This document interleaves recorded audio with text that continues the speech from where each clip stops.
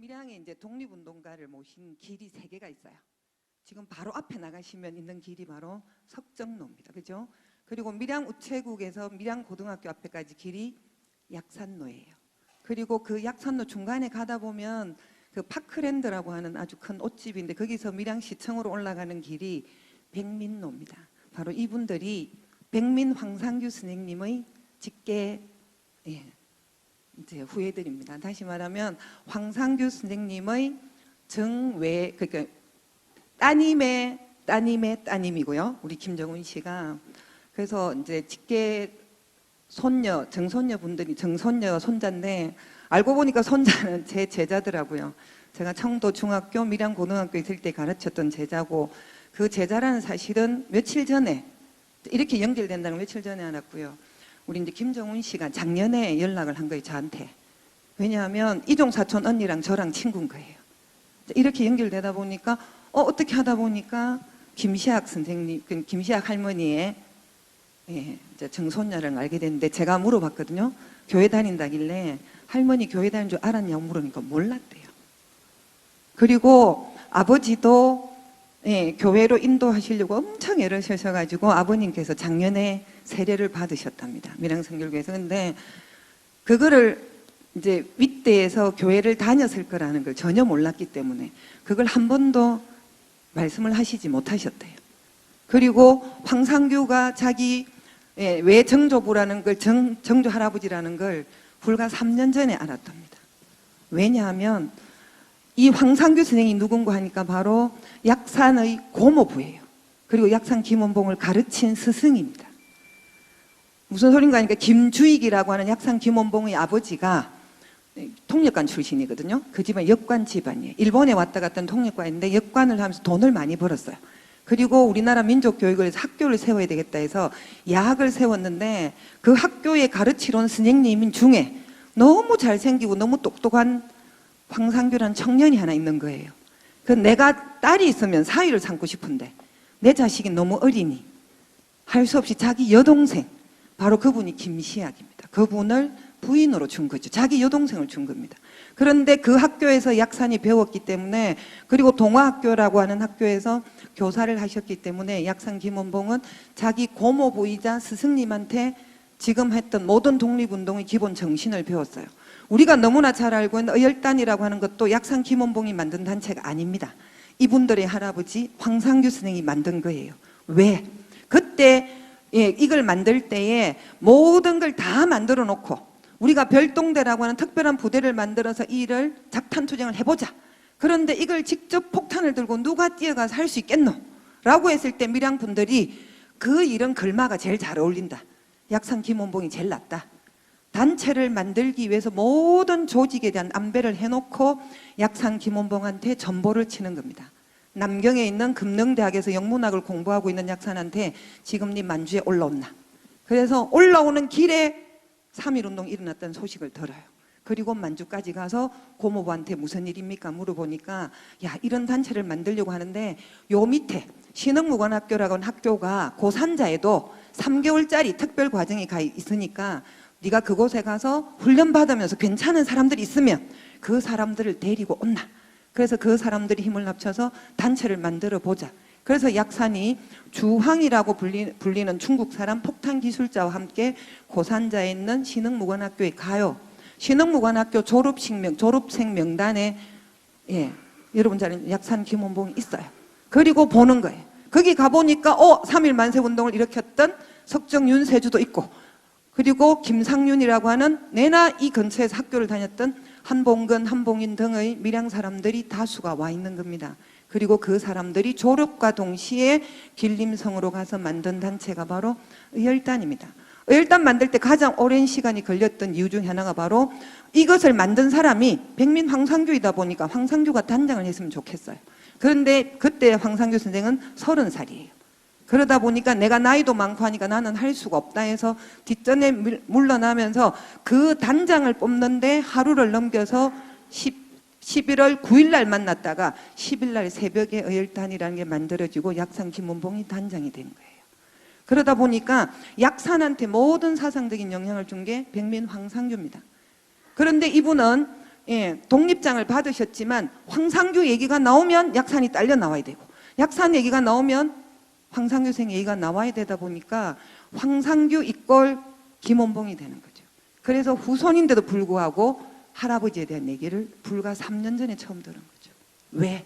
약산 김원봉이 빨갱이로 찍혀 있으니까 그분을 가르쳤던 황상규 생도 국가에서 인정한 그 큰 훈장을 받았음에도 불구하고 후손들은 어느 누구도 아무도 모르고 있었던 겁니다.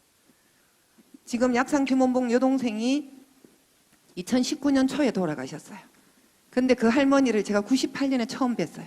제가 어머님이라고 불렀는데 그분이 뭐라고 하시는가 하면 내가 지금 이때까지 한 번도 내 입으로 다른 사람한테 약산 김원봉이 동생이라 소리를 하지 못했다. 왜냐하면 내가 빨갱이의 동생이기 때문에 빨갱이라는 소리를 듣는 것도 괜찮아. 그거는 내 운명이니까 받아들일 수 있고 내가 빨갱이라는 것 때문에 감옥도 가보고 온갖 걸 다 했기 때문에 그건 견딜 수 있어. 그러나 이 나이에 내가 약산의 김원봉 동생인 줄 모르고 나하고 친하게 지내던 사람들이 다 떠나고 나면 내가 지금 나이가 80인데 어떻게 외로워서 더 이상 살 수가 없기 때문에 내가 빨갱이라고 감옥 가는 것보다 나 주위에 있는 사람들이 나를 떠날까 봐 너무 외로울까 봐 그래서 말을 못 꺼낸다고 하시더라고요. 제가 그렇게 막 붙들고 울었거든요. 얘기를 할 수가 없는 거예요. 약산 김원봉에 대해서. 그분들은 그 직접 동생이잖아요. 근데 이분들은요. 이 지금 앉아 계신 이분들은 아무 관계 없어요. 황상규 선생은 1931년에 돌아가셨어요. 북한하고 전혀 관계도 없어요. 그럼에도 불구하고 제가 여쭤봤어요. 외할아버지, 외할머니 살아 계실 때 왜냐하면 황상규의 따님이 외할머니잖아요. 외할머니 살아 계실 때 일찍 돌아가셨대요. 그러면 혹시 그 얘기를 들으셨던 외삼촌이 제일 큰 외삼촌이 계시는데 약산에 대한 얘기를 하셨나? 단 한마디도 안 하셨대요.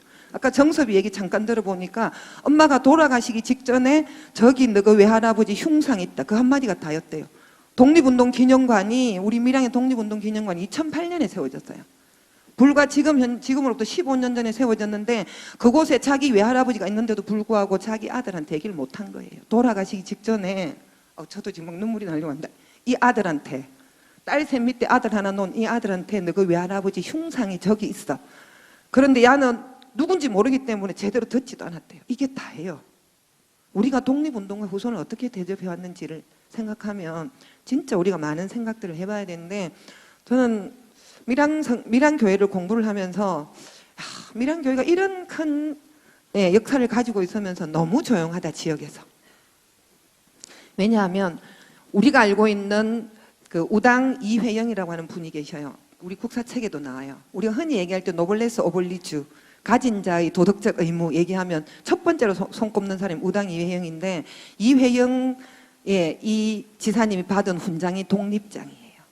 그리고 안동에 가면 제일 큰 건물이 있죠. 임청각이라고 들어보셨지 않습니까? 가보셨죠? 임청각을 땅 다 팔고 독립운동하기 위해서 만주로 올라가셨던 그분이 석주 이상용 스님이에요. 그 이상용 스님님이 국가로부터 받은 훈장이 뭔가 하면 독립장입니다. 그런데 좀 전에 우리 목사님께서 소개하신 고인덕 그리고 최수봉 의사 두 분 다 독립장입니다. 대한민국 전체를 통틀어서 820분밖에 되지 않는 독립장입니다. 당연히 이분들의 할아버지 황상규 생도 독립장입니다. 독립장 이 받은 경상남도 통틀어서 26분밖에 안 계시고요. 밀양이 10분이고요. 그중에 내일동, 내이동 여기에 5분이 계십니다. 부북면에 역시 교인이신 김성수, 춘하교회 김성수 그분도 독립장입니다. 우리가 너무 모르고 있기 때문에 교회에 대한 자부심이 없지 않나 이렇게 생각을 하는데 제가 이제 좀 너무 길게 하면 혼난다고 제법 막 뭘 하시던데 제가 좀 빠르게 나가도록 하도록 하겠습니다. 일제강점기 교회가 어떤 역할을 했나라고 했는데 제가 사실 밀양교회 홈페이지 들어가서 밀양교회 사진을 찾으려고 하니까 잘 없더라고요. 그걸 보니까 2008년에 100주년 11월 2일 날 예배 볼 때에 찍었던 사진이 하나 있더라고요. 많은 이게 축하 풍선이 있는 이 사진밖에 사람이 없는 사진을 구할 수가 딱 한 장밖에 없어서 제가 홈페이지에 잠깐 캡처를 했습니다. 근데 실제로 교회가 만들어진 거는 1908년 11월 5일. 5일이죠. 다 알고 계시네요. 자, 그 다음에 제가 이제 1917년 당시는 얼마 전에 이제 이 지도가 발견이 돼서 제가 작년에 이걸 가지고 잠깐 설명을 하고 그 강연을 한번 한 적이 있는데, 동아대 전성현 교수가 갖고 있는 1917년 당시의 밀양의 지도예요. 잘 안 보이시겠지만, 예, 이게 여기 밑에밖에 안 먹히네요. 위에 다니까 안 되네. 지금 밀양시 전체의 지도인데 그걸 제가 잠깐 확대를 해보겠습니다. 예, 확대를 하면 저거 화살표 옆에 뭐 보입니까? 뭐가 보입니까? 십자가예요. 이게 바로 밀양교회입니다. 옆에 있는 지금 여러분들 밀양공립보통학교라고 하는 글자가 보이고, 옆에 보면 여기 밑에 아래쪽에 공립보통이 나오고, 옆에 보면 헌병분견소라는 게 보이죠. 헌병분견소가 바로 밀양경찰서예요. 그 당시 밀양경찰서라고 하지 않았는데, 최수봉이라고 하는 사람이 요 밀양경찰서에 폭탄을 던지고 요 골목을 따라 도망을 온 거예요. 그리고 여기가 지금 여러분 잘 아시는 서문입니다. 지금 밀양축의업 앞에 지나가는 이 길이거든요. 바로 교회 앞에 길이거든요. 여기로 도망을 갔는데, 최수봉 의사가 이 교회에 다니지 않았다면 이 길을 알 수가 없어요. 그리고 서문을 빠져나가서 요 근처에서 황석이라고 하는 집에 가서 부엌칼을 들고 목에 자기를 시도하거든요. 그래서 잡히게 되는데, 달려올 때 신속하게 이 분견소를 나와서 교회 앞에 있는 도로를 달려서 이쪽으로 서문으로 도망을 가거든요. 그래서 최수봉 의사가 지금 무지개 전원교회에서는 자기들 교회에 다녔다고 얘기하는데, 제가 정황상 보니까 밀양 교회에 다녔을 확률이 훨씬 더 높고, 밀양경찰서를 선택한 이유는 자기가 이 근처에 교회를 다녔기 때문에 지리를 너무 잘 아는 거예요. 왜냐하면 박재혁이라고 하는 사람이 부산경찰서에 폭탄을 들고 간 이유가 그곳에 너무 잘 알아서 성공할 확률이 성공할 확률이 높기 때문에 갔거든요. 그래서 약산이 밀양 지리를 잘 알고 밀양경찰서에 폭탄을 던질 수 있는 사람을 선택한 게 바로 최수봉이라는 겁니다. 그렇죠? 그래서 지도 속에도 이미 나오는 그런 교회라는 얘기입니다. 근데 이제 요거는 제가 잠깐 무지개 전원교회에 역사관이 너무 잘 돼 있어서 그곳에 가서 살짝 제가 찍어온 겁니다. 왜냐하면 우리나라 교회가 어디로부터 들어왔나 했을 때에 주로 들어온 통로가 바로 미국과 캐나다와 호주에서 들어와요. 그리고 들어올 때 주로 처음 어디로 들어오는가 하면 부산을 통해 들어요. 요번 확대를 해놨지 않습니까? 그래서 부산은 한국 성교의 관문이다. 특히 경상도에 들어온 종교는 거의 대부분 다 부산을 통해서 들어왔습니다. 그리고 이 밀양교회, 춘화교회 모든 교회를 세우는데 크게 기여한 선교사가 있겠죠. 그 선교사가 바로 배어드라고 하는 선교사입니다. 우리 이름을 지었는데요, 배위량이라고 이름을 지었거든요. 제가 그 만든 거하고 차이가 되게 많이 나서 이렇게 좋은 건 줄 알았으면 좀 크게 만들어 올 건데 사진 되게 작아서 죄송합니다. 지금 여기 있는 지금 가운데 있는 사람, 첫 순회 전도자들인데 가운데 갓 쓰고 있지만 저분이 바로 배위량이에요. 배어드예요. 왜냐하면 그냥 서양 사람으로 양복 입고 가면 사람들이 거리감을 느끼기 때문에 우리 복장을 하고 선교를 하러 다니는 거예요. 그래서 함께 서상윤 전도사랑 고학윤 전도사랑 같이 다니고 있는 그 부분의 사진이 나와 있죠. 이분이 지도에 보니까 노랗게 돼 있는 부분 있죠. 지도에 쭉 따라간 요게 바로 1985년부터 86년까지 걸어 다니면서 이분은요, 이렇게 밀양교회나 뭐 성결교회나 이런 데에서 딱 정착해서 전도하시는 분이 아니고 순회 전도사예요. 걸어 다니면서 곳곳에 가서 가정 예배를 드려주고 교회가 있으면 기도해주고 하는 그런 전도사님인데, 이 전도하는 그 과정 속에서 수많은 믿음의 가정들이 생기게 되고 그 가정이 바로 그 지역의 교회가 되는 거죠. 그럼 저는 상식적으로 이해가 잘 안 되더라고요. 한 번 만났다고, 한 번 기도한다고, 아무리 그 은혜 역사가 세다라고 하지만 단순간에 처음 본, 더군다나 우리를 잡아 먹을지도 모르는 서양 귀신, 눈도 새파랗고 생김새도 이상한 사람들이 같이 기도 한번 했다고 내가 그 하나님 믿어질까 이렇게 생각했는데, 그 이유가 따로 있더라고요. 한국 선교의 특징이 뭔가 하면 1980년대부터 이미 이 선교사들이 들어오기 10년 전부터 성경이 전부 다 번역이 돼서 다 전파되어 있었어요. 그 제일 대표적으로 나온 게 요한 복음서, 누가 복음서, 이런 거는 벌써 수천 권이 찍혀져서 경상도 지역에 다 배급이 돼 있는데, 그 당시에 부산 초량에서 성경을 장날마다 팔았는데 성경책을 들고 놓으면 눈 깜빡할 사이에 성경이 다 사라졌대요. 다 사갔대요. 그래서 그걸 가지고 각지에 가서 하나님의 말씀이 먼저 들어가 있는 거예요. 전도사가 오기 전에. 그러다 보니까 그 말씀에 의지했던 사람들이 선교사가 오자마자 예배 보는 순간에 은혜를 다 받고 그게 그 자체가 교회가 되는 거죠. 그 순회 전도사 역할을 한 사람이 바로 이 배위량이라고 하는 베어드 선교사입니다. 네, 이렇게 생기신 분입니다. 그러나 아까 보시다시피 갓을 쓰고 다닌 그런 분이죠. 자, 그럼 밀양 지역의 교회 설립이 나오는데요. 방금 말씀드린 베어드 역할이 굉장히 크죠. 베어드는 1991년에 잠깐 부산항에 내렸다가 바로 배를 타고 인천항에 가버렸기 때문에 부산에 좀 오래 머물지 않아요.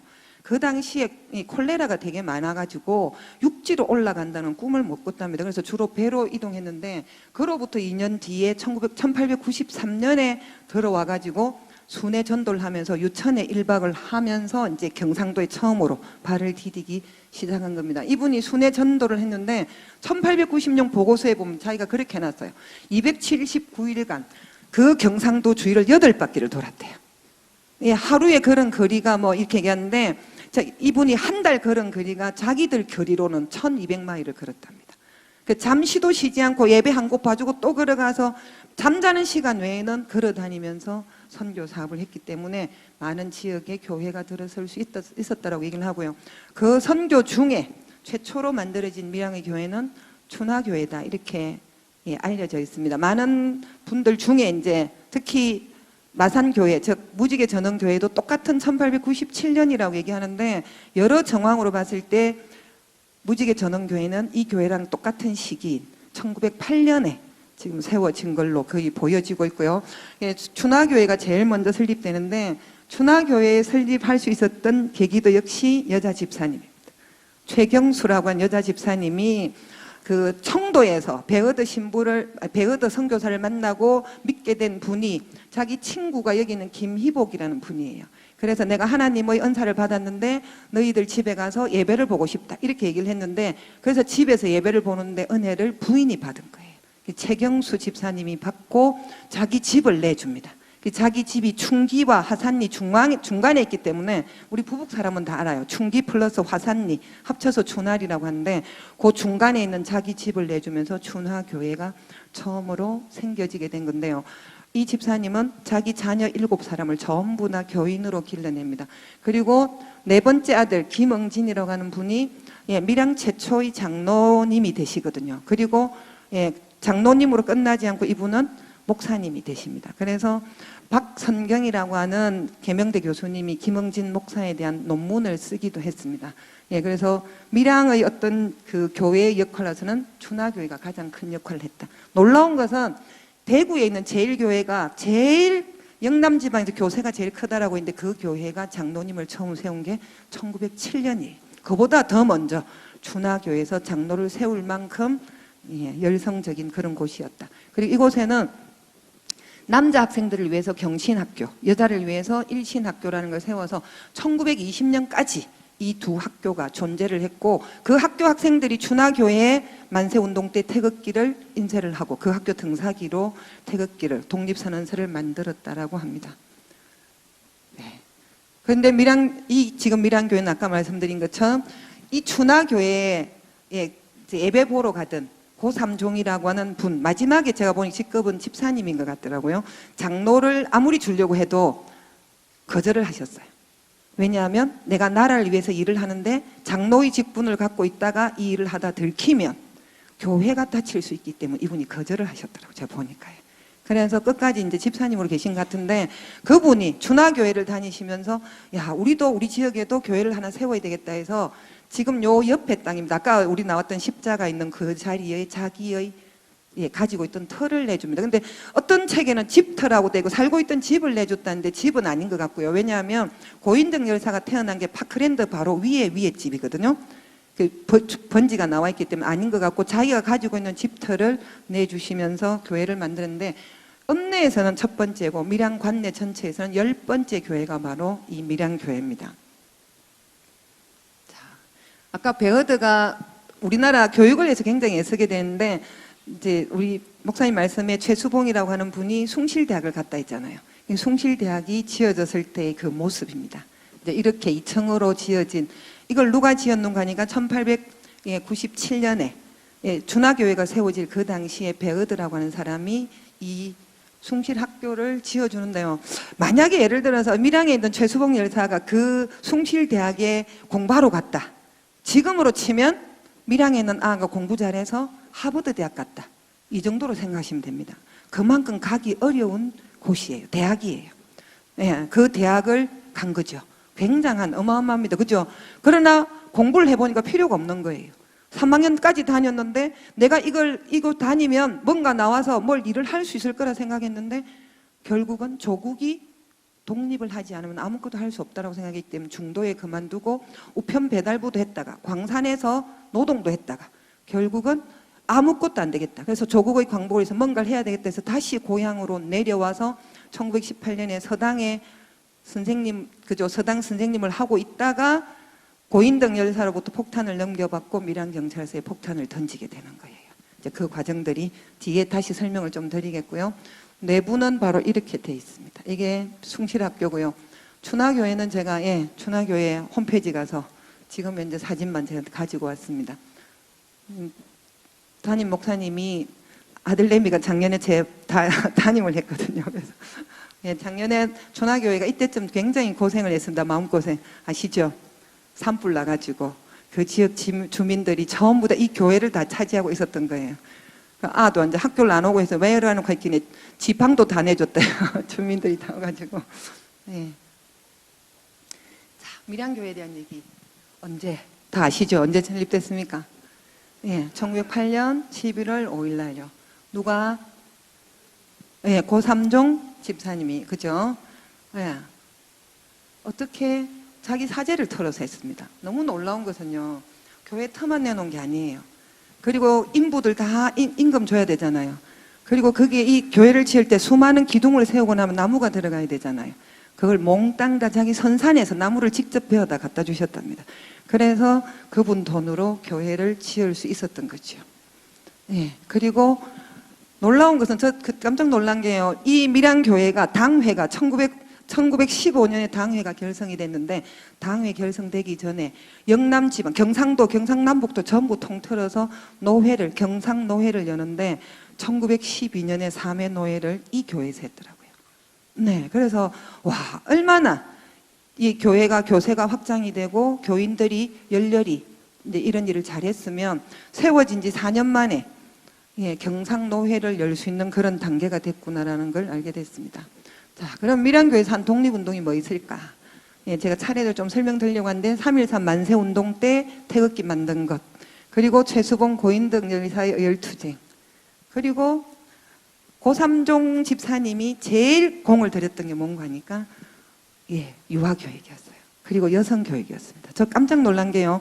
1910년 4월 1일자예요. 우리나라 이런 게 1910년 8월 29일이거든요. 나라 잃기 전에 4월 1일 날 신문에 대한매일신보에 뭐가 있는 거 아니까 밀양교회에서 유치원을 설립했다. 그리고 아동을 모집했는데 50명이라는 기사가 있어요. 그런데 그 다음에 운영됐다는 기사가 없어요. 그리고 다시 밀양교회에 유치원을 만들기 위한 이 발기인 대회를 1923년 기록에 나와 있더라고요. 동아일보 기사에도 있고요. 그런데 그 기사에 보면 1925년에 정식 유치원을 만들고자 했기 때문에 많은 사람들이 그럼 1910년에 했던 것은 밀양교회에서 그 유치원을 만들었던 것은 계획만 세운 건가 이랬는데 저는 좀 다르게 해석했거든요. 그때 만들었는데 일본 일제가 나라 뺏으면서 그게 중단됐을 것이다. 저는 그래 보거든요. 계획 속에 아동이 50명이다 이렇게 발표를 할 수는 없잖아요. 모집하고 보니까 아동이 50명이다 이렇게 돼 있거든요. 이 기록은 뭔가 하니까 우리나라에서 유치원을 가장 먼저 만드는 게 이화여대에서 만들었는데 그보다 더 빨라요. 대한민국 1호예요, 유치원이. 그 역사를 밀양 이 교회가 갖고 있는 거죠. 네. 그리고 여성 교육을 했는데요. 3.1운동 끝나고 나니까 여자도 배워야 된다고 생각 되게 많이 한 거죠. 아무도 장소를 빌려주지 않아요. 그런데 밀양교회가 이 장소를 내놨습니다. 그리고 여성 회원들을 모집했는데 처음에 100명 정도가 될 거라 했는데 200명이 나온 거예요. 200명이나 밤에 공부하러 왔는데 교회에서 1928년까지 8년 동안 교회를 빌려줬습니다. 그리고 1928년에는 이제 일본 경찰이 너무나 탄압을 많이 하니까 그게 영계소로 넘어가거든요.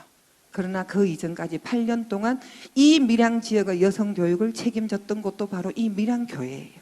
그걸 하기 위해서 물론 이제 1922년에 고삼종 집사님이 돌아가셨지만 그 일에 대해서 엄청 처음부터 그 일을 해야 된다고 강조하셨던 분이 바로 이분인 거죠. 그 다음에 되게 놀랐던 게 이 교회는요, 처음부터 남녀 평등을, 하나님 앞에 남녀 평등이 있을 수 없다, 그걸 굉장히 잘 실천하셨답니다.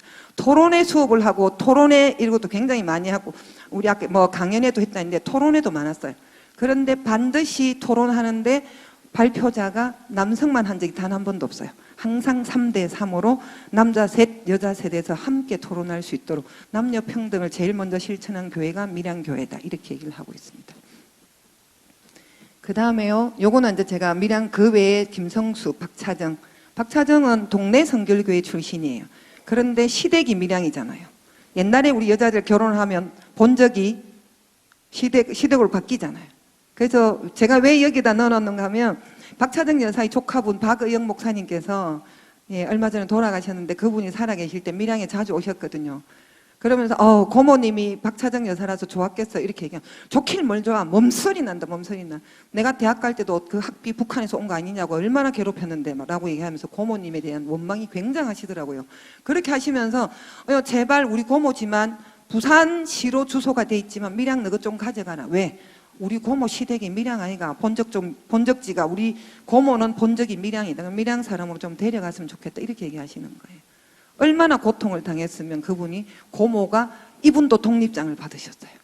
독립장이나 훈장 받았는데도 몸서리 난다. 고모 얘기도 입에서 꺼내지 마라, 이렇게 얘기하는 거죠.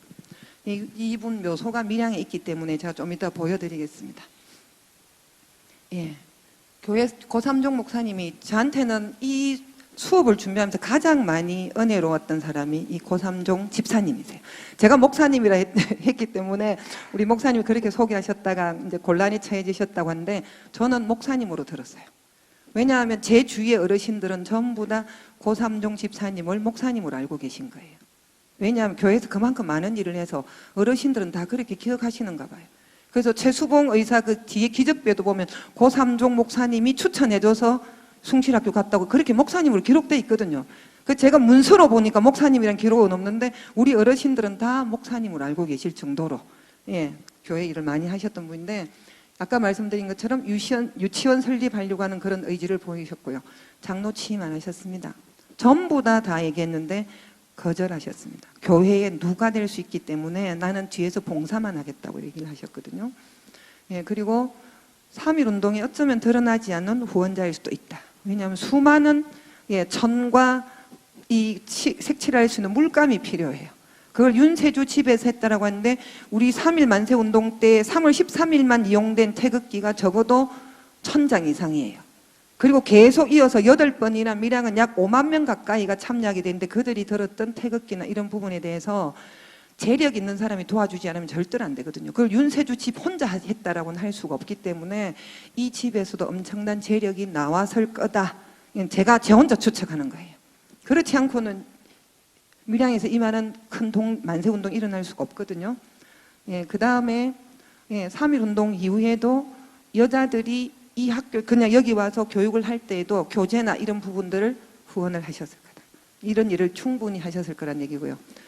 그 다음에 이제 이 밀양교회가 진짜 놀라운 것은 그 당시 신문화 운동의 중심지라고 얘기했어요. 청년들이 강연회 한다, 예술 공연을 한다, 토론회를 한다, 아무데도 갈 데가 없는 거예요. 그럴 때 밀양교회가 자리를 제일 먼저 내줬답니다. 아까 말씀드린 것처럼 고인덕 열사도 이 강단에서 안락의 본은 고초에 있다. 우리가 편안하게 사는 그 근본은 바로 고초에 있다. 우리가 겪는 고초를, 그죠? 일본과 싸우겠다는 그런 의지로 그 고초를 겪지 않으면 안 된다라고 하는 연설 중에 잡혀가셨거든요. 그러한 활동을 할 수 있도록 젊은이들이, 청년들이 뭘 하겠다라고 했을 때 교회는 항상 그 자리를 빌려준 곳이 바로 이곳 밀양교회였다는 겁니다. 그런데 고삼종 집사님을 송근호라고 하는 우리나라 유명한 언론인이 아들을 보고는 신자였다. 고인덕은 신자였다. 그죠? 개성학교라고 하는 미션 그 학교를 나온 열렬한 신자였다. 이렇게 표현하고, 아버지는 과묵하면서도 헌신적인 사람이었다. 이렇게 표현해놨더라고요. 그래서 이런 밀양교회의 신앙의 뒷받침이 고삼종 집사님의 노력이 아닌가 그렇게 생각을 합니다. 그 다음 만세운동 관련된 부분이 있는데, 밀양에서 이 만세운동이 일어나게 된 가장 큰 계기는 뭐 여러분 아시다시피 석정 윤세주의 아버지가 고종의 경호실에 근무했어요. 그럼 자기가 모시던 임금님이 돌아가셨다는 얘기를 듣고 자기가 직접 가야 되는데 갈 수 없으니까 막내 아들을 보내는 겁니다. 그리고 막내 아들이 그곳에 가서 탑골공원에서 3.1운동에 참여하고 3월 3일 날 진짜 있었던 고종의 장례식에 참여하고 밀양에 내려옵니다. 그리고 그때 품속에는 독립선언서를 가지고 오는 거죠. 그리고 자기 스승을 찾아갑니다. 바로 을강 전홍표 선생님을 찾아가죠. 그때 함께 갔던 육촌 형이 바로 윤치형이에요. 그래서 이 두 사람이 스승을 찾아가서 이런 일인데 우리는 어떻게 하면 좋겠습니까? 라고 하니까 우리도 만세운동 하자. 준비가 되겠죠. 그 준비되는 과정 속에 방금 말씀드린 밀양교회가 큰 역할을 하는 겁니다. 태극기 만들어야 되잖아요. 그죠? 그리고 독립선언서 인쇄를 해야 되죠. 근데 독립선언서 인쇄는 아복산에서, 밀양여고 뒤산 아복산에서 병풍으로 빛을 가리고 부북면과 밀양면에 있는 등사기를 훔쳐서 했다라고 하는데, 그럼 태극기는 어디서 만들었느냐? 태극기는 바로 윤세주 집에서 만드는 겁니다. 그리고 누가 만들었다고 돼 있는가 하면 밀양교회 여자 집사님들이라고 돼 있어요. 그래서 그 집사님들 성함이 일본 그 조서에 세 사람이 나와요. 세 분이 나오는데 한 분이 황상규 선생님의 처라고 돼 있는 김시약 혹은 김악이라고 표현되어 있습니다. 두 번째가 김영수라고 되어 있습니다. 밀양의 예총 지부장을 하셨던 안녕 지부장님의 모친이십니다. 그리고 또 한 분이 바로 고인덕의 처였던 이복수죠. 이렇게 돼 있지만 저는 개인적으로 생각하거든요. 1918년, 19년 이 당시에 황상규도 독립운동하기 위해서 만주에 가 있었어요. 그리고 그죠? 지금 그렇게 돼 있는 상태에 내 남편이 독립운동하러 가고 없는데 부인이 내가 태극기를 만든다. 그리고 만들러 간 그 집에 석정 윤세주 집에 갔다.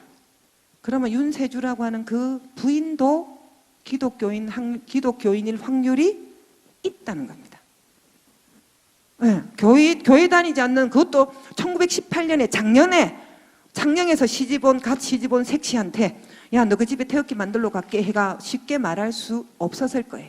그럼에도 불구하고 윤세주 집에 가서 태극기를 만들었다는 것은 윤세주 부인도 밀양교회 교인일 확률이 아주 높다고 저는 그렇게 봅니다. 그래서 그곳에서 함께 만드는 거죠.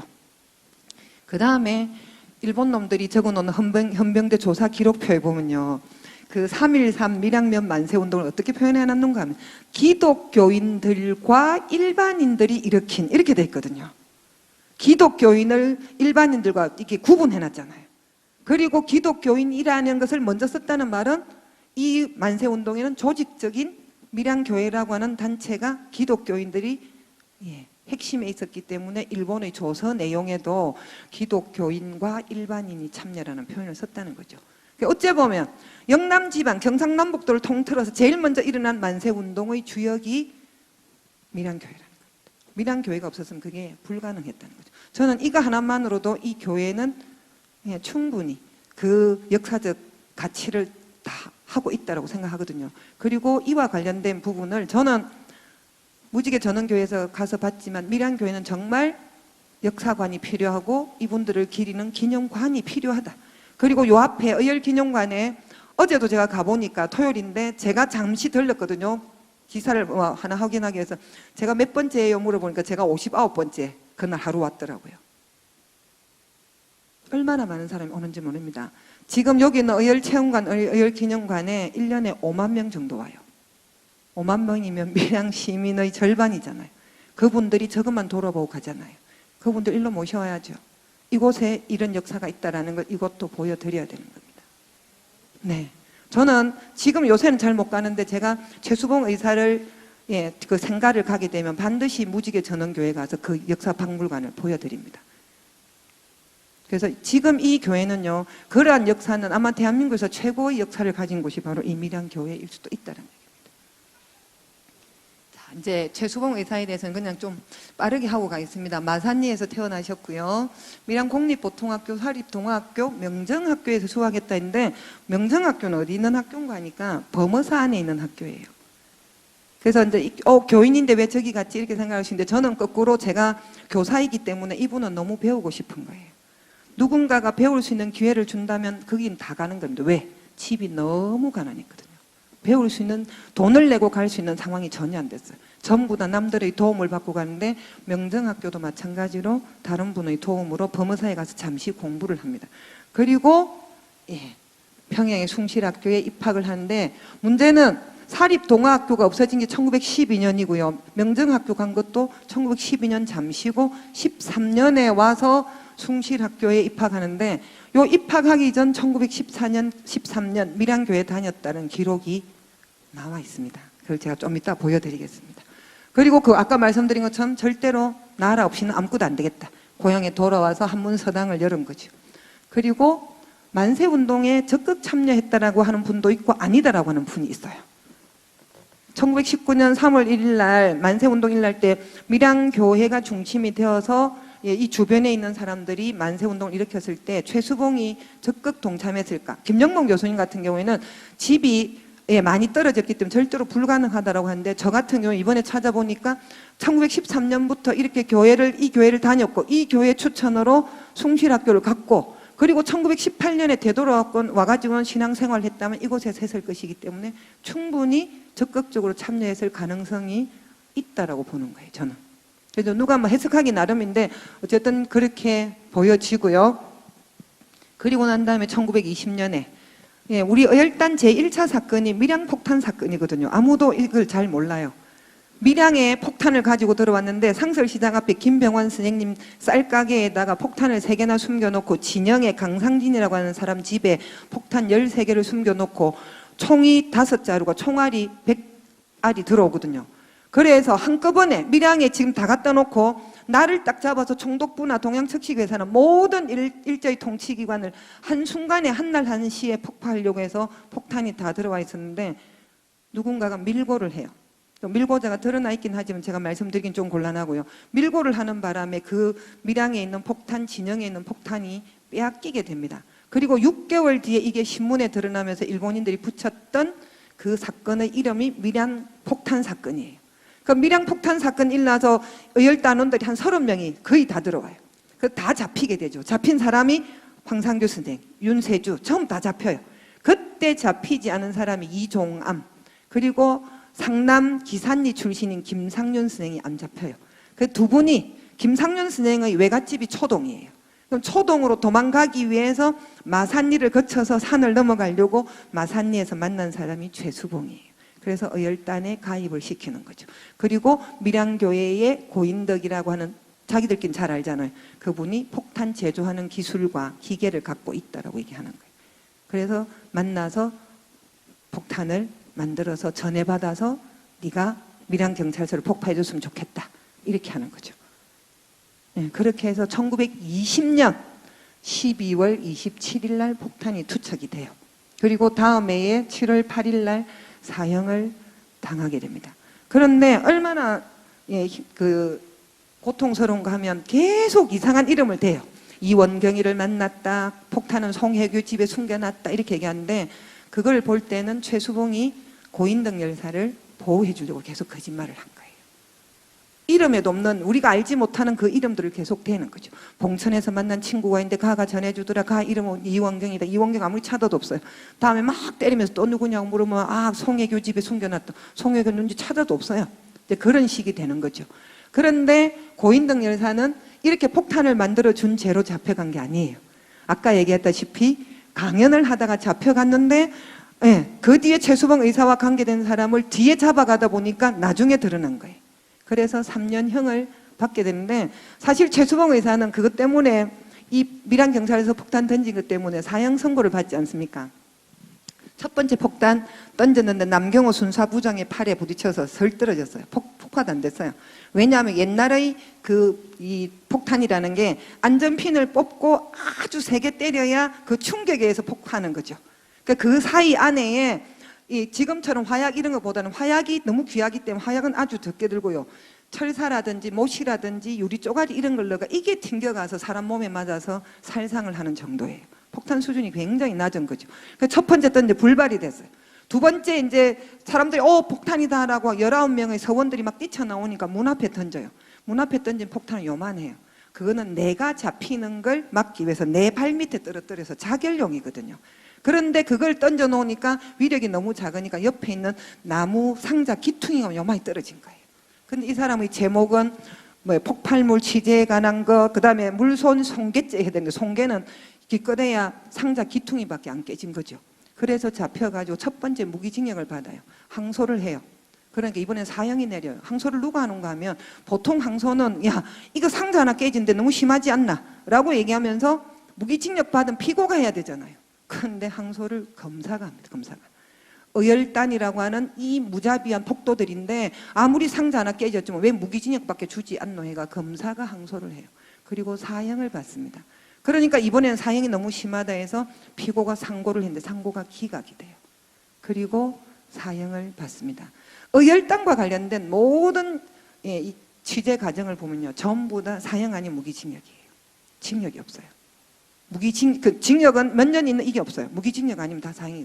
그만큼 일본한테는 두려움의 존재가 됐던 게 바로 그 의열단이고, 의열단을 만들고 운영했던 사람이 바로 밀양 사람이고, 그걸 만들었던 황상규의 부인이 3.1 만세 운동을 주도했던 사람이고, 이제 그렇게 되는 거죠, 그죠?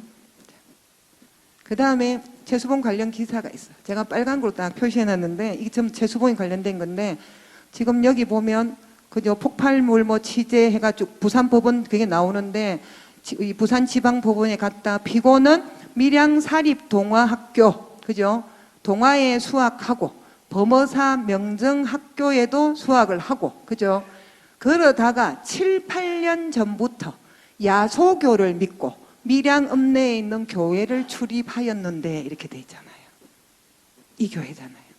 그 7, 8년 전이면 이 지금 잡힌 애가 언젠가 하니까 바로 1920년이에요. 7, 8년 전이면 1912년부터 13년 딱 맞잖아요. 13년에 이곳에서 교회에서 추천해서 숭실학교를 가는 거예요. 이게 취조문에 그대로 나와 있습니다. 이 기록들이.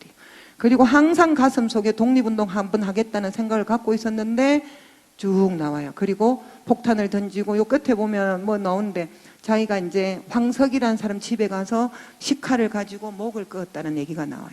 목 길이가 20cm, 깊이가 5cm라고 나와 있어요. 5cm는 너무 많이 파인 것 같은데, 어쨌든 최수홍 같은 경우에는 이렇게 목을 긋고 난 다음에 잡혀가지고 바로 경찰서에 간 게 아니라, 밀양에 옛날 삼성병원이 있었거든요. 그 병원에서 치유하고 부산에 가서 치료를 받고 낫고 난 다음에 이런 취조를 하게 되는데, 취조하니까 이런 얘기들이 나온 거예요. 그래서 이게 지금 늦게 3월 달이 돼야 이제 이게 기록에 신문에 막 나오기 시작을 합니다. 요거는 이제 해방되고 나서 밀양 경찰서인데요. 그 전에 그거는 우리가 자료로 얻을 수가 없는 상태고, 밀양 경찰서가 위치가 어딘가 하면, 지금 현재 상설시장 가시면 공터 주차장 있죠. 그 공터부터 시작해서 밀양교회 오기 전까지 요 기퉁이 도는 그 장사한 데까지가 밀양 경찰서 터예요. 폭탄 던지고 나면 바로 요 나오면 밀양교회잖아요. 그러니까 아주 지리를 잘하는 최수봉이 그걸 맡아서 하겠다고 한 거죠. 잘 알기 때문에 그런 겁니다.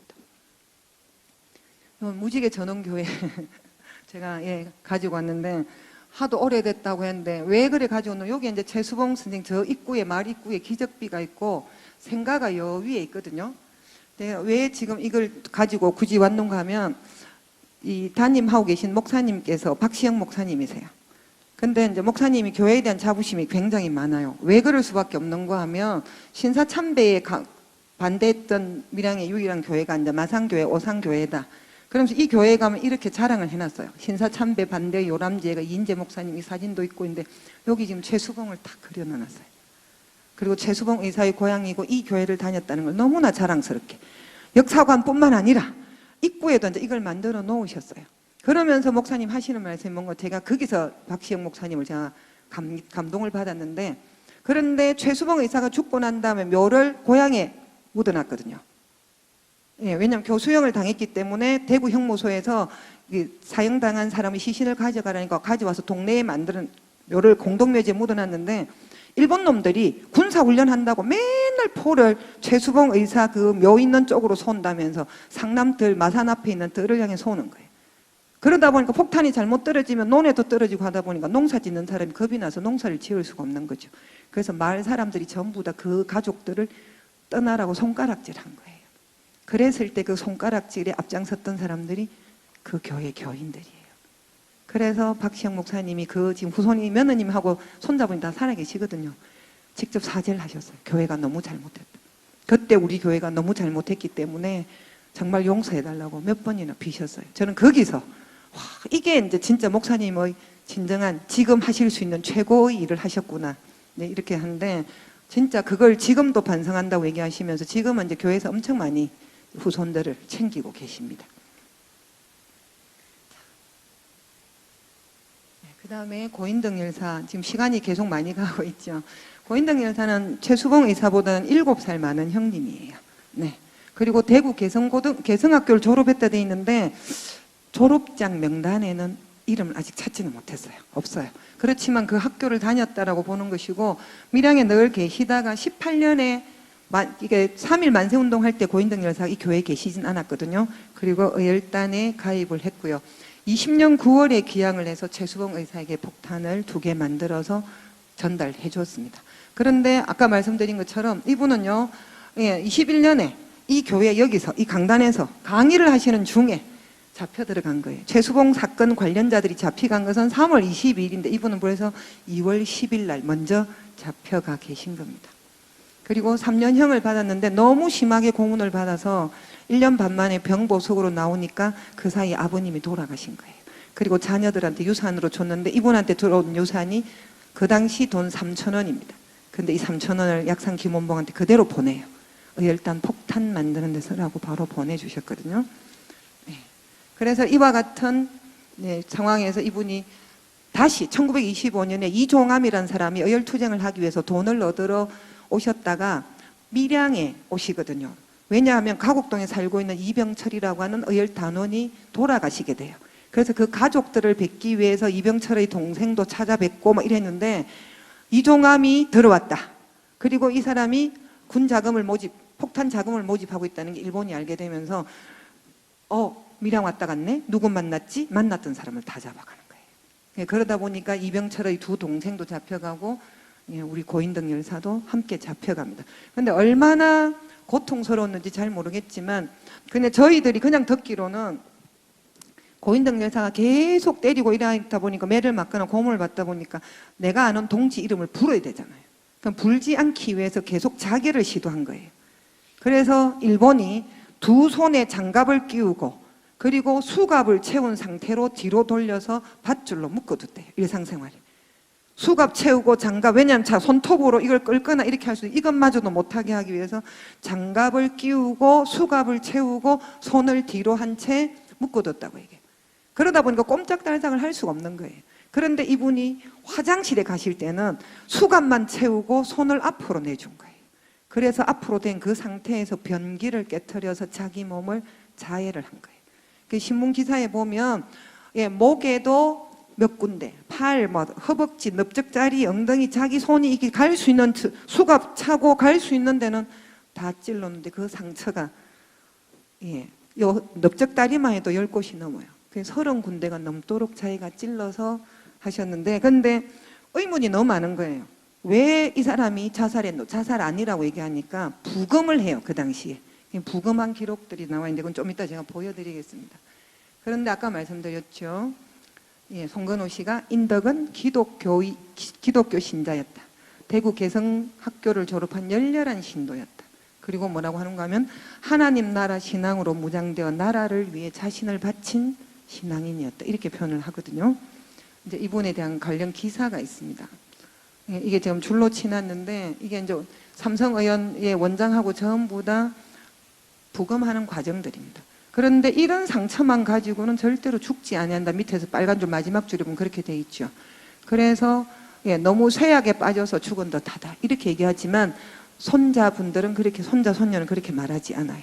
일본이 고문하는 중에 죽여놓고 그 책임을 면하기 위해서 자살한 것으로 위장했을 것이다 이렇게 봅니다. 그것도 충분히 타당성이 있다고 생각하는데 또 반대로 생각하면 일본의 고문 속에 혹시나 내가 동지를 불까 싶어서 불지 않기 위해서 자살을 자결을 했을 수도 있다라고 봅니다. 네. 그 다음에 김성수인데요. 이거는 준하교회 분인데 아까 얘기했던 그 최경수 집사님의 손자입니다. 바로 손자고요. 준하리 만세 운동을 주도하고 그 길로 도망가서 의열단에 가입을 했다가 약산 김원봉과 함께 황포 공관학교에 입교를 하고 남아한인연맹에 가입을 했다가 김좌진을 보좌했던 보좌관이에요. 근데 김좌진 장군이 총 맞아 죽자 내려와서 상하이 사변에 참가했고 그런 사이에 1932년에 이 김성수하고 가장 잘 지낸 사람이 누군가니 아까 얘기했던 우당 이회영이에요. 신흥무관학교 만들었던 그분인데 그분이 32년에 죽어요. 그 원수를 갚기 위해서 그 일을 기획했던 사람을 죽이려고 하는 일을 시도하게 됩니다.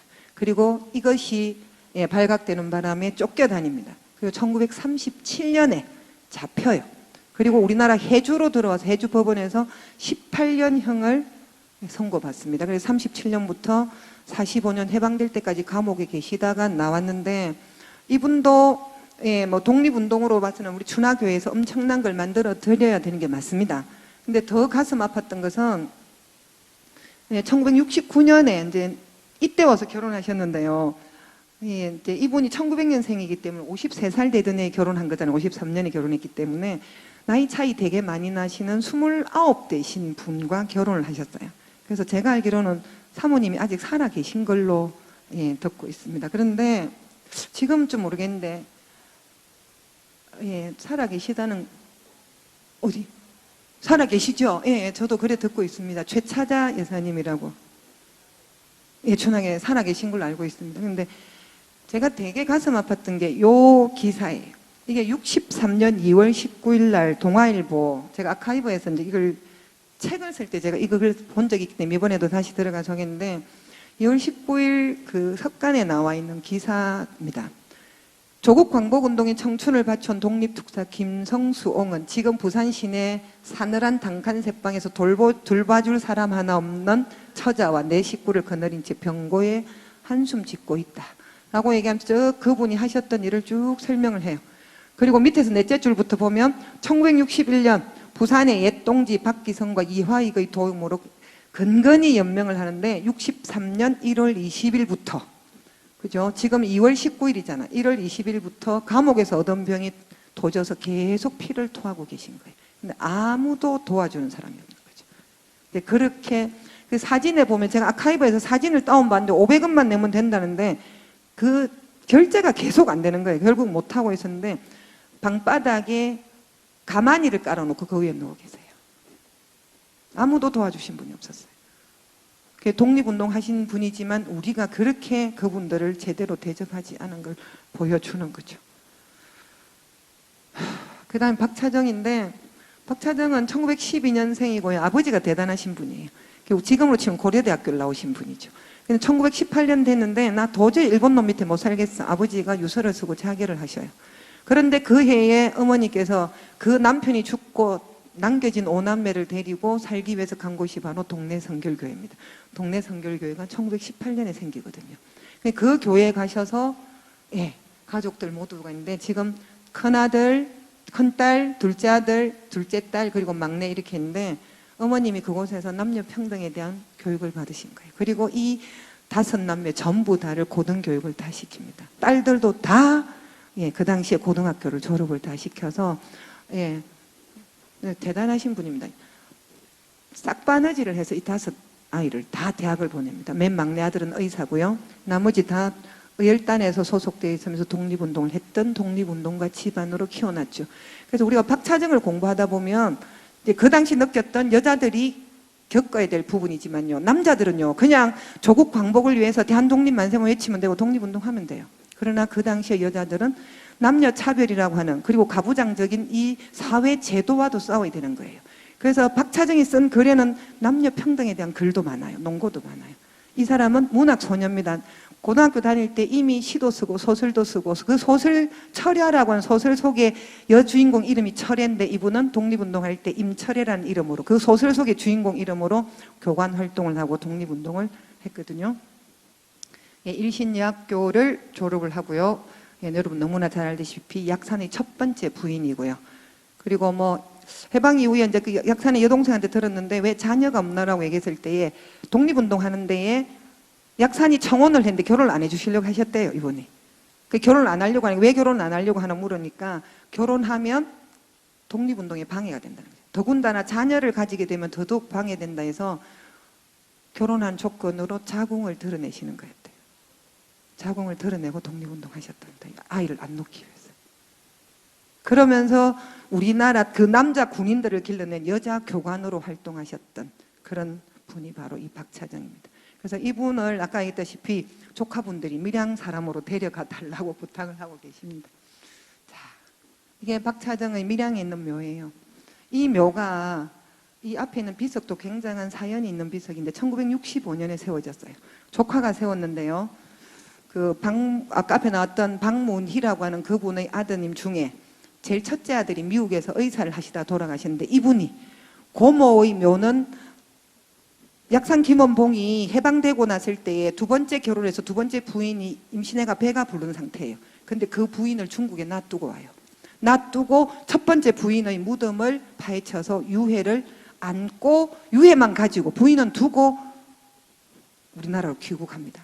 그리고 난 다음에 그 유해를 오자마자 제일 먼저 한 일은 의열단 단원하다가 자기 때문에 목숨을 잃었던 그 부모님 집을 다 찾아가요. 단원들이 부모님 집. 그래서 내 때문에 되게 자녀를 잃게 돼서 너무 죄송합니다. 다 빌고 난 다음에 처갓집에 가서 박차정 여사가 그 골룡관 전투 과정에서 총 맞았는데 그 총 맞았을 때 입고 있었던 적삼을 전해드리고 그 다음에 마지막 유해를 안고 와서 밀양에서 장례식을 치러줬다고 하거든요. 부모님들도 약산이 귀국했다는 소식을 신문 보고 알고 만나러 갈 정도인지 바로 고향에 오지도 않았거든요. 그렇게 해서 이 고향에 와서 만들어줬던 무덤이 바로 이렇게 생겼는데요. 무덤이 너무 비스듬하게 생겨가지고 제가 가서 술 한잔 나눠주면 술잔이 똘똘똘 굴러서 저 밑에까지 가요. 아무것도 할 수가 없어요. 그리고 계속 위에 잔디가 죽어요. 그래서 제가 한번 갈 때마다 또 밤새 누군가 와서 띠를 입혀놔요. 그리고 또 한 몇 달 되면 이 잔디도 다 죽어요. 제가 알기로도 제가 2000년부터 이 묘소를 늘 가는데 몇 번이나 띠잔디를 입혀줬어요. 안 되는 거예요. 위에 소나무 때문에 송진 때문에 소나무 다 베도 풀이 하나도 안 자라는 거예요. 그런데 그런 와중에 2019년에 3.1운동 100주년 때 경상남도에서 예산을 줘서 지금 묘를 이렇게 해놓고 술 한잔 놓을 수 있는 재판을 만들어 놨습니다. 그런데 짠디를 정말 요렇게 깔아놨는데 또 죽고 있어요. 모르겠습니다. 아직도 가슴속에 원한이 있어서 그런지 계속 짠디가 죽고 있는데 해마다 짠디 죽는 양이 쑥쑥 늘고 있어서 지금 어떻게 될지 잘 모르겠는데요. 지금 겨울인데 언제 봄에 한번 가보면 요것보다 더 죽어 있으면 좀 걱정스럽기도 합니다. 근데 이 묘소를 올라가는 길에 요런 표지판이 하나 있어요. 요게 누가 있는가 하니까 서울에 있는 중학교 2학년 아이들이 만들어 놓은 표지판입니다. 선생님, 왜? 박차정 여사 묘소가 있는데 너무 쓸쓸한데요. 왜? 이걸 얘들이 2016년에 만들어줬거든요. 묘지가 새로 만들어지기 전이에요. 너무 쓸쓸한데 우리가 표지판 하나 만들어도 될까요? 만들어봐라. 야들이 그저 철공소에 가서 못도 사고, 철물점에 가서 못도 사고, 이거 다 사더만 뚱땅뚱땅 해가 저끼리 만드는 거예요. 그리고 지금 뭐라 돼 있는가 하면 독립운동가 박차정의 묘, 그녀에게 가는 길 86걸음이라고 돼 있어요. 저것끼리 20몇 명이 수도 없이 묘까지 간 거예요. 그 표지석 모퉁이 도는데 알려주기 위해서. 그래서 평균값을 낸 게 86걸음. 그래서 저거가 망치로 그걸 두드려 세워놨어요. 그리고 묘 위에다가 총을 들고 일제와 담대하게 싸웠던 독립운동가 박차정을 기억하길 내가 뒤에 보면 언제 태어났고 언제 죽었고 무슨 일을 했고 뒤에다가 애들이 중학교 2학년들이 적어놨습니다. 제가 그랬습니다. 서울에서 와서 저하고 답사하루 했는데 다음날 가지도 않고 이걸 만들어 놓고 한 거예요. 내가 그랬더니 북한이 김정은이 중2가 무서워서 안 내려온다더만 맞구나 너가 무서워서 제가 이렇게 얘기했는데 진짜 굉장한 중2들이 이걸 만들어 주고 갔습니다. 자, 그럼 왜 기독교인들이 의열단원이 되었을까라는 거죠. 기독교는요, 이웃을 사랑하라 했고 심지어는 원수도 사랑하라 했는데 그 가르침을 받은 사람이 왜 의열단원이 되어서 상대를 죽이려고 폭탄을 던졌을까? 그랬을 때 답은 하나님은 정의의 하나님입니다. 왜냐하면 일본이라고 한 나라가 우리나라를 쳐들어오고 우리를 지배하는 자체가 불이기 때문에 불의에 항거하는 것은 하나님 백성으로서 당연히 해야 될 의무다. 그래서 의열투쟁을 했다라는 거죠. 여러분 잘 아는 서울역에 가면 강우규라고 하는 65세 때 사이토 총독이 부임해온 날 폭탄 던졌던 그분의 동상이 서 있는데요. 그분도 기독교인이에요. 그분은 재판정에서 폭탄 던져놓고 도망을 갔어요. 사이토는 죽지 않았지만 주위의 사람들이 죽거나 다쳤는데 이분은 자기가 폭탄 던진 줄 모르는 거예요. 왜? 목사님 죄송합니다. 목사님처럼 머리가 허옇게 돼 있는 65세의 노인이에요. 그래서 걸어가니까 사람들이 야 아무리 그렇지만 이 65세의 노인이 뭐 했겠노? 옆에 사람이 나 봤는데 저 사람이 폭탄 던져서 얘기했는데도 불구하고 일본 순사 뭔 소리 이렇게 머리가 허연 사람이 뭘 해? 그래서 돌려보내줬거든요. 그런데 엉뚱한 사람이 잡혀간다는 소식을 듣고 이분이 자수를 합니다. 그리고 재판정에서 그 얘기를 하지요. 왜 일을 했노? 하나님 말씀하시기를 내 이웃을 사랑해라는데 일본 놈은 내 이웃을 사랑하지 않았다. 그리고 남의 것을 탐하지 말라 했는데 일본은 남의 것을 탐해서 우리나라에 쳐들어왔기 때문에 그 일본을 내가 두고 볼 수 없어서 폭탄을 던졌다. 그렇게 얘기하시거든요. 그래서 정의를 실현하기 위해서 일단에 가입하는 거죠. 그리고 한국 종교는 민족과 함께 할 때의 지지를 받은 거죠. 여러분들요, 3.1운동 때 유일하게 참여하지 않은 종교가 천주교예요. 그래서 천주교는 일제시대, 일제강점기 내내 욕을 들었어요.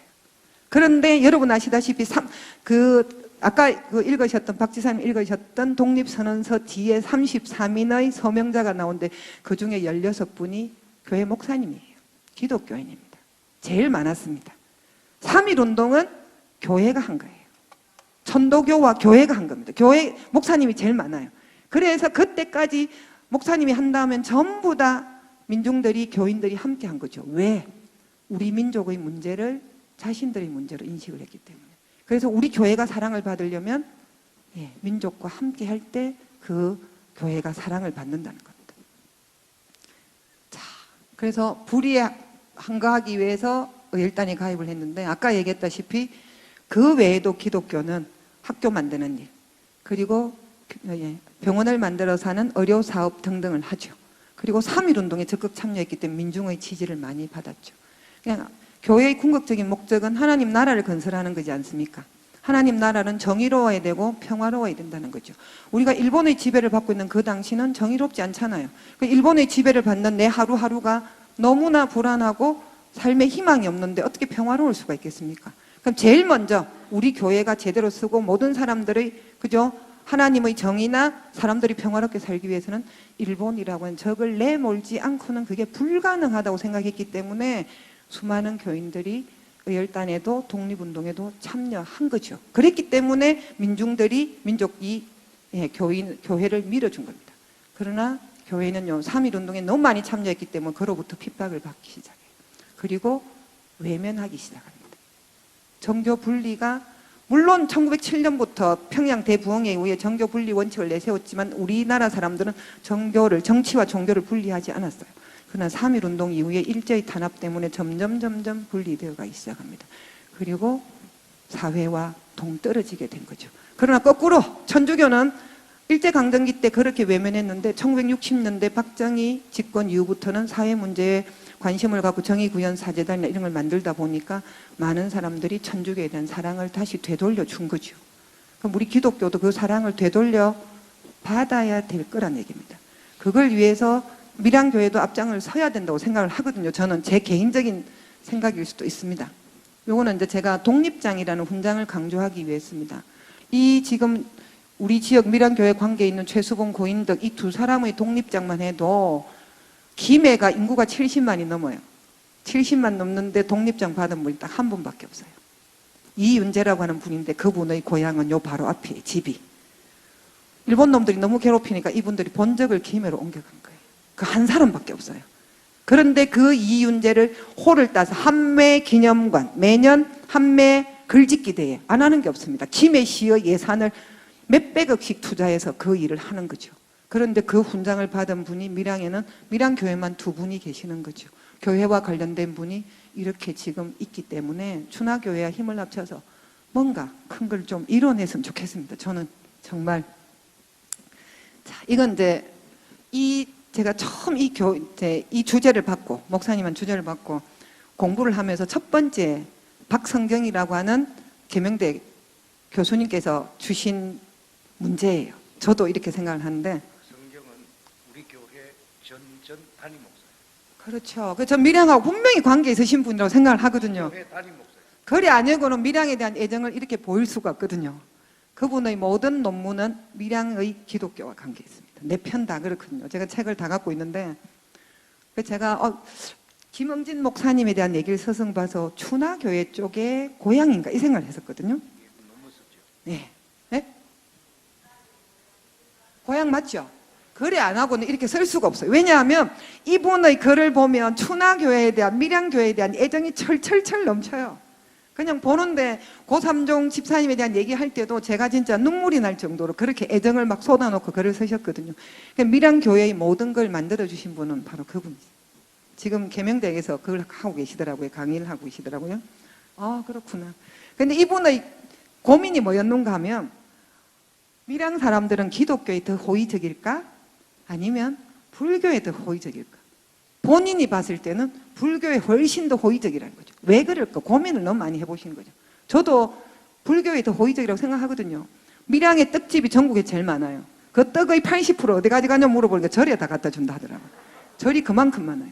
그 사명대사 그 생가지 있는 그쪽에 꼴짝이만 해도 뭐 절이 막 200개가 넘는다 하더라고요. 전국에서 그 꼴짝이 제일 많다 하더라고요. 그래서 저 깜짝 놀랐거든요. 그런데 이렇게 불교의 힘이 왜 셀까라고 하는 부분에 이 박성경 목사님도 고민을 하셨던 거예요. 저도 그런 게 왜 그럴까 생각했는데 이분의 해답은 이렇게 내렸어요. 사명당 유정대사라고 하는 호국 불교, 호국 성이 있기 때문에 우리 밀양 사람의 모든 밑바탕에는 살생을 하지 말라고 하는 부처님의 가르침에도 불구하고 임진왜란 때 나라를 구하기 위해서 손에 무기를 들고 평양성을 탈환했던 사명대사에 대한 그 감정이 남아있다는 거예요. 그래서 불교에 대한 감정들이 굉장히 관대하다는 겁니다. 그래서 불교를 좋게 본다는 거예요. 그게 기본에 깔려있는, 저도 밀양에 오시는 분한테 제일 첫 번째 설명하는 게 바로 그거거든요. 그걸 설명해주고 그 정신이 밀양의 기본 정신이라고 얘기를 하고 초등학교 교과서에 밀양의 4대 정신을 가르칠 때 첫 번째로 가르치는 게 바로 이 충의 정신의 사명당을 가르치거든요. 절의 정신의 전필제를 가르치거든요. 당연히 이건 정순의 아랑을 가르치고 그다음에 독립정신이 4대 정신으로 들어가 있어요. 이렇게 하다 보니까 당연하겠죠. 그러다 보니까 이분도 그런 거죠. 기독교인 중에서는 나라를 위해서 하는 사람 없나? 있다 이 말입니다. 있는데 다 어디 계십니까? 다 이 교회에 계신 거예요.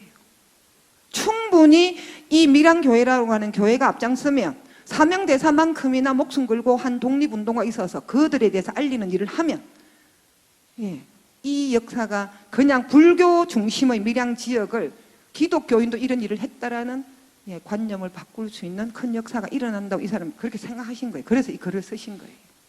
그죠?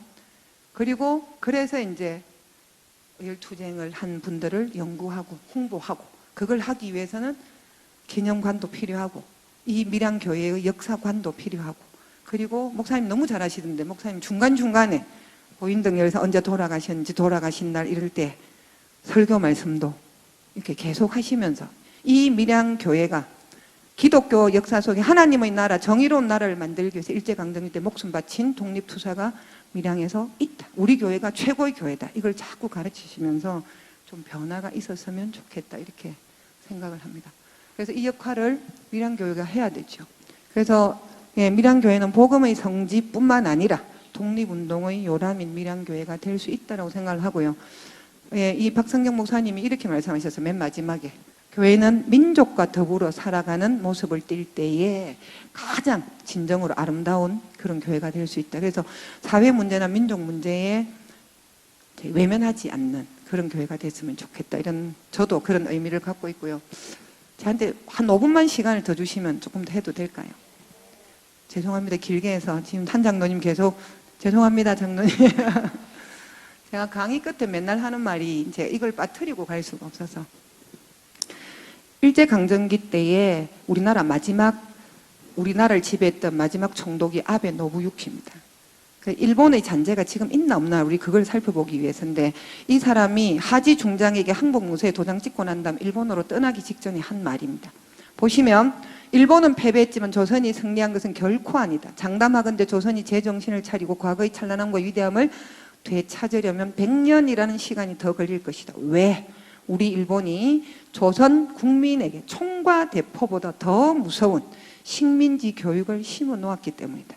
결국 조선인들은 상호간에 이간질하며 노예적인 삶을 살 것이다. 조선은 위대했고 찬란했지만 결국 조선의 식민지 교육의 노예로 전락을 했다. 그래서 나 아베 노부유키는 반드시 돌아올 것이라고 얘기했습니다. 되게 무서운 말이거든요. 저 교사입니다. 그럼 저는 식민지 교육을 받았을까? 교사로서 내가 식민지 교육을 하고 있을까? 제가 이 말이 너무 의문인 거예요.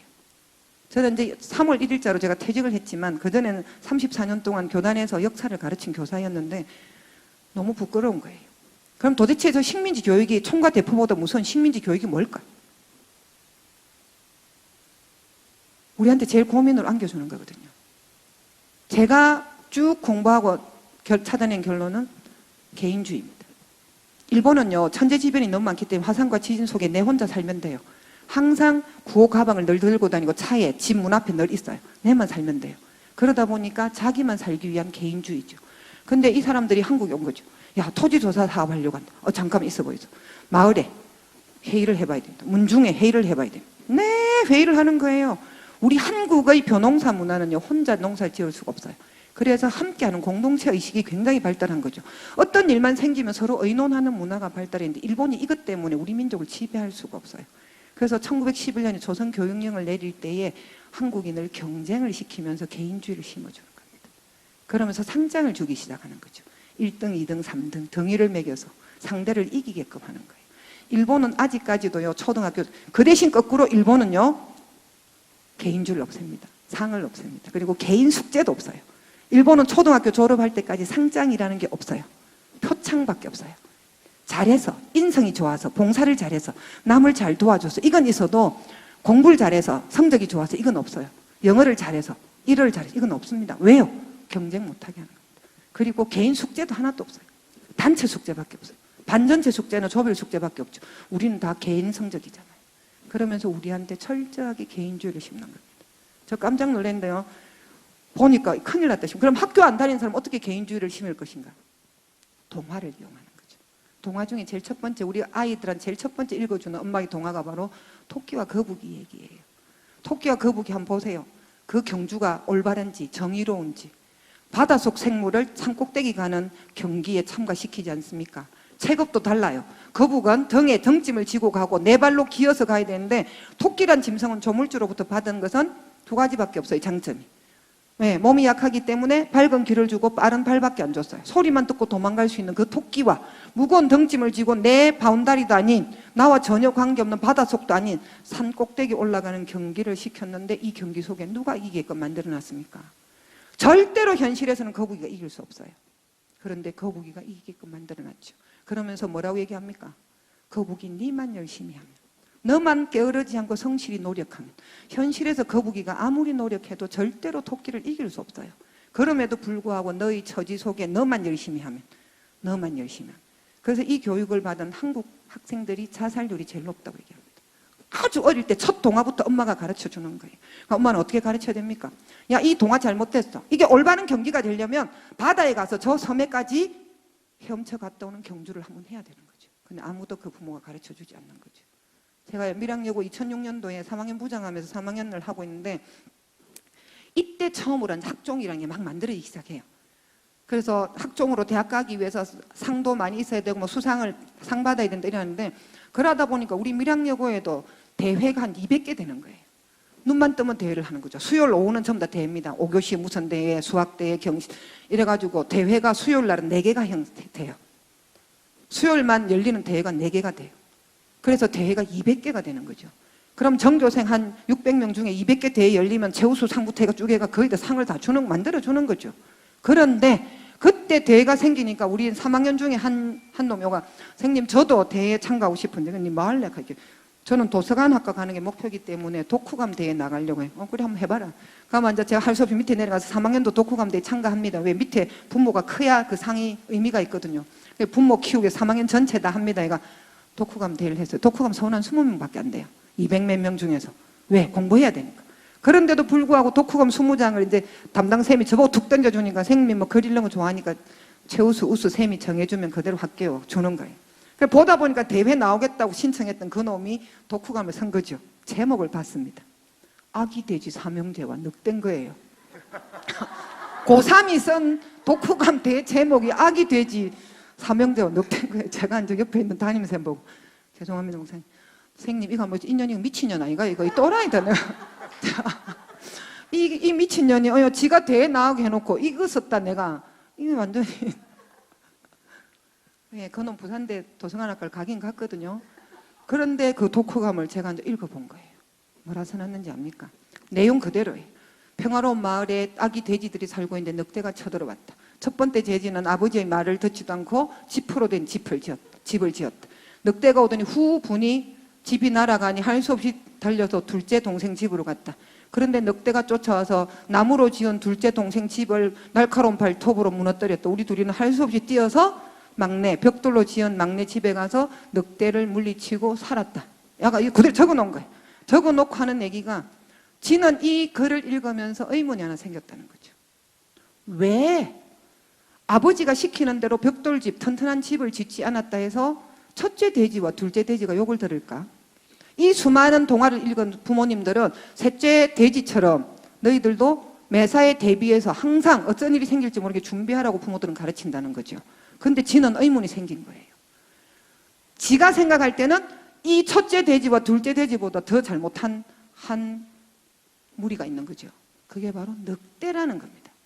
평화로운 마을에 늑대가 쳐들어오지 않았다면 멀쩡한 첫째 돼지와 둘째 돼지가 잘못했다고 비난받을 이유가 없는데 왜 내 부모나 그저 주위의 사람들은 그 늑대를 탓하는 것이 아니라 제대로 집을 짓지 못한 첫째 돼지와 둘째 돼지를 비난하는지를 얘기하는 거예요. 그러면서 야가 독후감 끝에 이러는 거예요.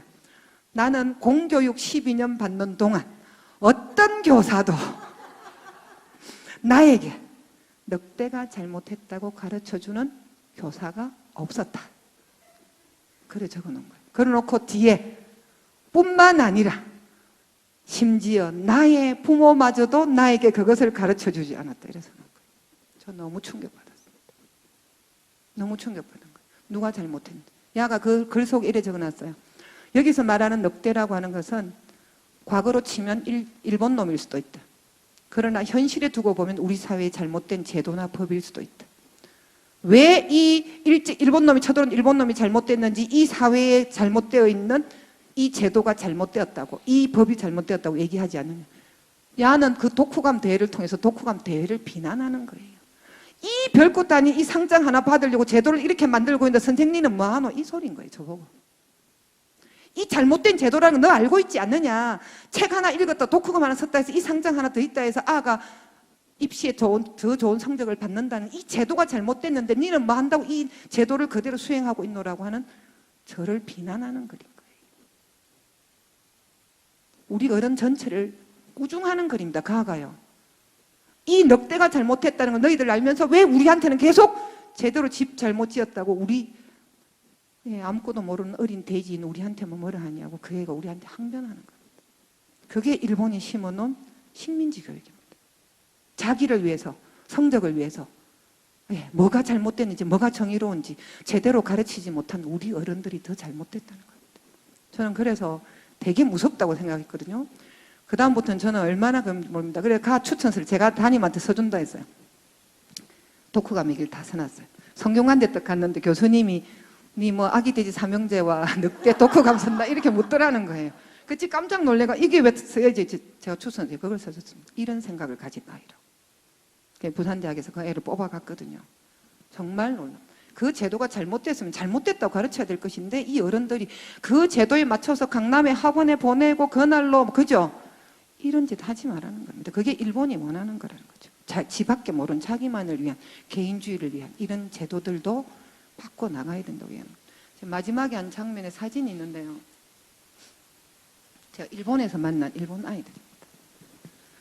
제가 우리 작은 놈이 지금 33살인데 야가 고등학교 3학년 때 2월에 졸업하기 직전에 제가 이 애를 데리고 일본에 답사를 간 적이 있어요. 답사를 갔는데 이제 아이고 니 대학 뭐 우리 아가 그때 수시에 다 떨어졌거든요. 수시에 다 떨어진데 정신은 되겠나라고 막 둘이서 얘기를 하면서 일본 문화는 신사를 봐야 되기 때문에 신사에 막 그러면서 얘기를 하고 있는데 막 어째 되겠지요. 우리 아도 앉아 좀 가슴이 답답하다 아닙니까? 근데 보니까 신사에 가면 연못을 파놓고 연못을 딱 지나가게끔 다리를 넣어놨어요. 대부분 다. 우리가 근데 그 다리를 지나가는데 사람이 떨어지지 말라고 데카를 세워놨잖아요. 근데 거기서 둘이 다 동시에 선 거예요.